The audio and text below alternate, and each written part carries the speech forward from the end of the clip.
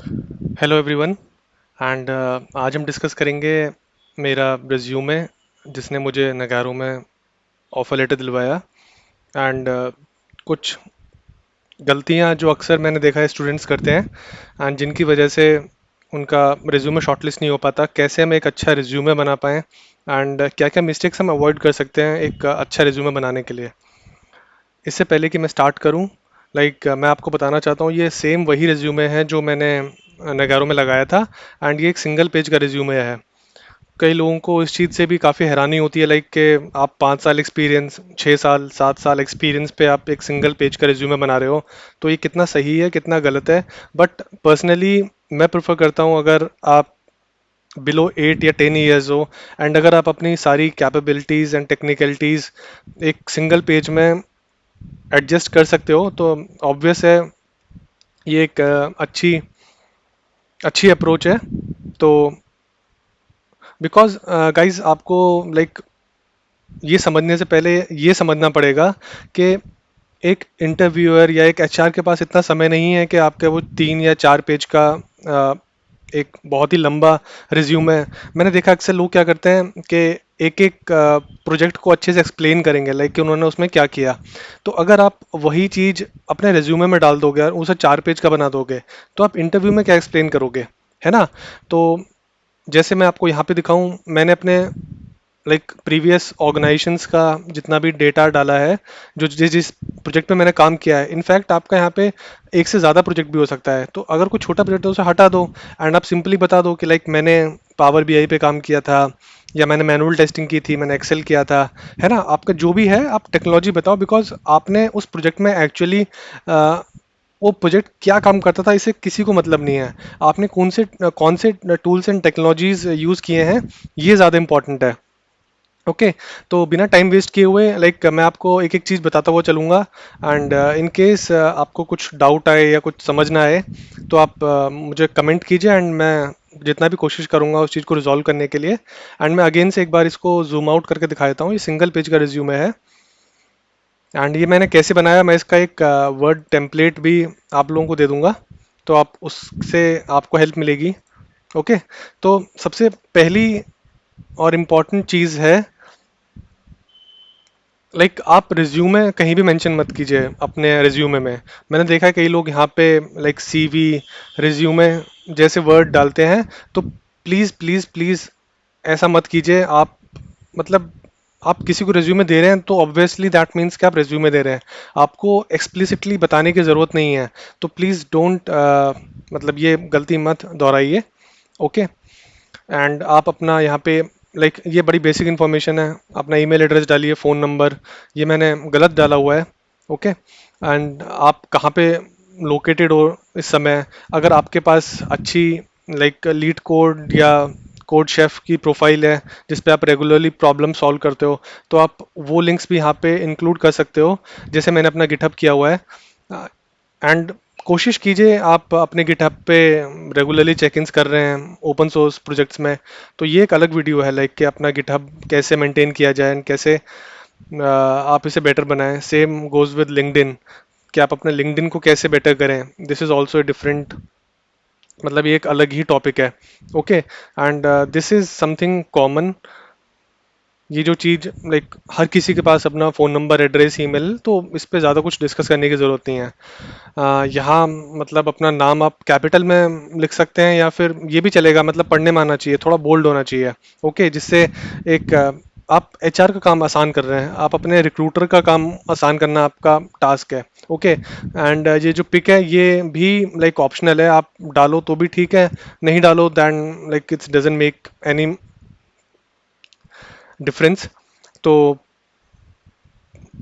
आपकी जो current profile है आप वो डालिए एंड कितने इयर्स ऑफ एक्सपीरियंस है। एंड ये जो 2 लाइनों में आप अपने बताइए कि आप क्या है, एक समरी काइंड ऑफ थिंग। ठीक है। आई होप यहाँ तक आपको सब क्लियर होगा। उसके बाद सबसे इम्पोर्टेंट चीज़ है ये वर्क एक्सपीरियंस। एंड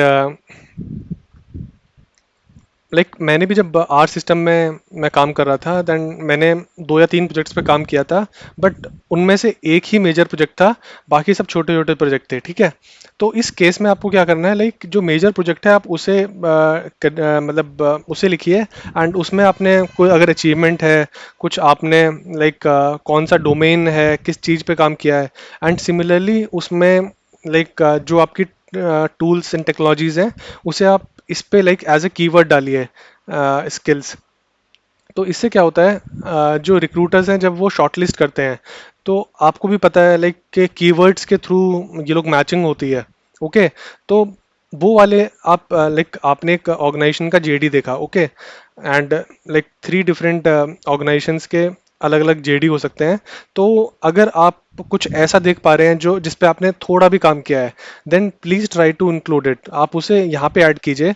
इससे क्या है कि वो कीवर्ड उनके क्राइटेरिया में मैच होगा, एंड काफ़ी हाई चांसेस हैं कि आपका रिज्यूमे शॉर्टलिस्ट हो।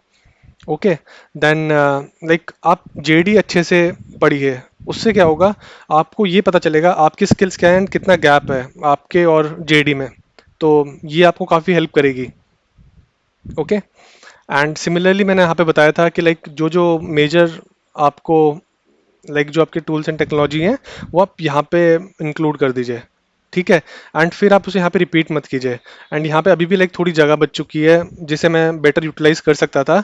तो आप ये कोशिश कीजिए कि कहीं भी वाइट स्पेसेस ना हो, मतलब कहीं खाली जगह ज़्यादा ना बचे। ठीक है, मैंने देखा है कई बार के लोग क्या करते हैं, 4 4 पेज का रिज्यूम बनाएंगे, उसमें से वो सेम चीज़ वो 2 पेज में भी कर सकते थे। तो कोशिश कीजिए अपने रिज्यूमे को शॉर्ट एंड क्रिस्प, ये मैं लिख देता हूँ, ये बहुत इंपॉर्टेंट टर्म है, शॉर्ट एंड क्रिस्प बनाइए। ठीक है, बिकॉज किसी के पास इतना टाइम नहीं है वो आपका 4 पेज का रिज्यूमे पढ़े। तो बेटर है इससे क्या होगा, आपको एक ही पेज में सब कुछ सामने आ जाएगा। ठीक है, एंड इन केस यहाँ पे कुछ जगह बच रही है, कई बार मेरे साथ भी प्रॉब्लम हुई थी कि आपने एक ही ऑर्गेनाइजेशन में काम किया, एंड ये चीज़ तो आप अपने रिज्यूमे को इस तरह से एडजस्ट कीजिए कि उसमें लाइक वाइट स्पेसेस ना बचें। ठीक है, एंड लोकेशन मेंशन कर दीजिए, ये ऑर्गेनाइजेशन कहाँ पे है। ठीक है, ये चीज़ ऑटोमेटिकली आ जाएंगी, एंड आप इसे बड़े आसानी से एडिट कर सकते हैं। एंड ये आप ईयर कब से कब तक आप यहाँ पे काम कर रहे थे, सिमिलरली अपना डिजिग्नेशन, अपना ऑर्गेनाइजेशन का नाम, कब से कब तक काम किया, क्या लोकेशन है, क्या क्या आपकी task and achievements, and like anything. थोड़ा सा आप झूठ भी बोल सकते हैं, बट मैं 100% झूठ बिल्कुल भी रिकमेंड नहीं करता। देखो, झूठ मतलब झूठ का मतलब ये है कि आपने एक्चुअल में काम नहीं किया इन ऑर्गेनाइजेशन, बट आपने साइड प्रोजेक्ट किया हुआ है, तो उसे कई बार आप दिखा सकते हो। मतलब आपने मैनुअल एपीआई पे काम किया है, बट जेडी में लिखा हुआ है कि you should have worked on rest APIs. Okay, और आपने रेस्टफुल एपीआईज पे अपनी ऑर्गेनाइजेशन में काम नहीं किया, but as a side project काम किया था। तो आप उसे दिखा सकते हो कि हाँ मैंने काम किया है। तो इतना झूठ चलता है, बट अगर आप अगर आप ऐसे बोलोगे जिस चीज़ पे आपने बिल्कुल भी काम नहीं किया, एंड अगर इंटरव्यू ने उस पर आपसे क्वेश्चन पूछना स्टार्ट कर दिया एंड आप नहीं बता पाए, तो फिर बड़ी बहुत बड़ा नेगेटिव होता है। It doesn't give a good rapport. तो अवॉइड कीजिए बिल्कुल झूठ बोलना, बट थोड़ा बहुत झूठ मैं आप स्मार्टली झूठ बोलिए। ओके, एंड आई होप कि आप समझ पा रहे होंगे मैं क्या कह रहा हूँ। ठीक है, देन अपनी एजुकेशन, अगर आपकी परसेंटेज अच्छी है तो आप यहाँ मेंशन कर सकते हैं। मेरी 12th में परसेंटेज अच्छी नहीं थी तो मैं मेंशन नहीं कर रहा।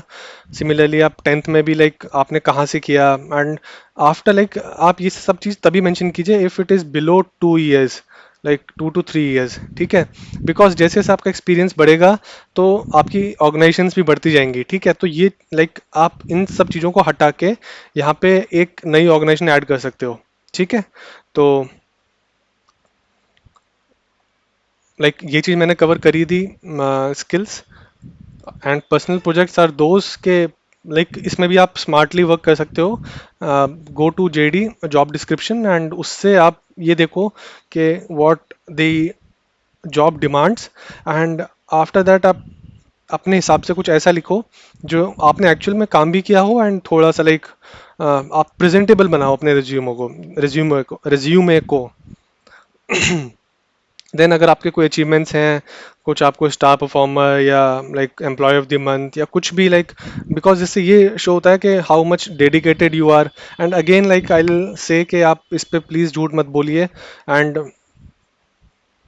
बिकॉज इंटरव्यूअर ना जब दिन में 10 बंदों का इंटरव्यू लेता है, तो एक automatically like it gives him a confidence to shortlist के, मतलब कौन सही बोल रहा है कौन गलत बोल रहा है। आपके बोलने के तरीके से ही द इंटरव्यूअर विल कैच के आप सही बोल रहे हैं या गलत बोल रहे हैं, ठीक है। तो please don't try to be over smart in these things. And like आपने नहीं किया तो नहीं किया है ना, ये सच्चाई है। आप मतलब आपको शायद मौका ना मिला हो, है ना। अगर आपको मौका मिलेगा तो ऑब्वियसली आप परफॉर्म करोगे। तो अगर आपने कोई सर्टिफिकेशन किए हैं तो आप यहाँ पे मेंशन कर सकते हो। लाइक मैंने IIST QB का सर्टिफिकेशन किया था, तो and this is for life time. तो आप यहाँ पे मेंशन कीजिए। यूडेमी के like I will not recommend, मैं ये बिल्कुल भी रिकमेंड नहीं करूँगा, बट स्टिल लाइक थोड़ा जगह भरने के लिए कुछ भी पॉसिबली आप इसे डाल सकते हो। देन इंटरेस्ट ऐसे डालिए जिसे आप जिसके बारे में कुछ जानते हो। लाइक अगर आपने कभी गिटार नहीं बजाया तो प्लीज़ आप यहाँ पे सिंगिंग एंड थोड़े से ऐसे इंटरेस्ट डालिए जो लाइक लिसनिंग म्यूजिक, मुझे पता नहीं मतलब मुझे अजीब सा लगता है that I don't find like, मतलब म्यूजिक सुनना किसे पसंद नहीं है। तो ये लाइक 100% लाइक 99% जनता का इंटरेस्ट है। तो प्लीज़ लाइक ऐसे इंटरेस्ट मत लिखिए जो, है ना। तो आई होप आप लोग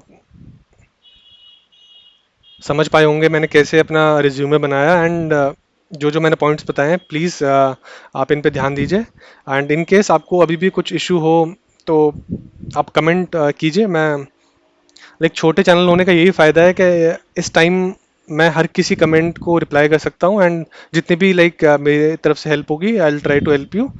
okay, thank you guys for watching. Bye.